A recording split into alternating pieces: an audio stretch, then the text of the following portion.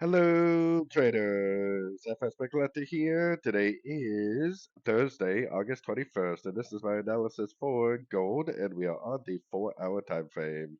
So yesterday, gold pushed up, well, over the last couple of days, and then broke structure to the upside. I think that proves that this move down is likely over, that this wave B is likely complete. I think there's a pretty good chance that we are now going to be making high, low, high, low, high, low trend to the upside for a wave C, which should take out the high of wave A. So taking it down to the 1 hour time frame is where I got my Fibonacci retracement on this last move up.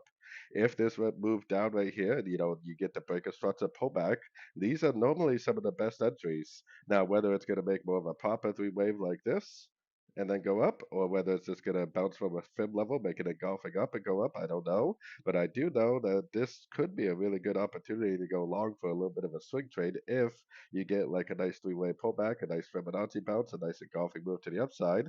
Potentially, it could be the beginning of like a wave three on the 4 hour time frame.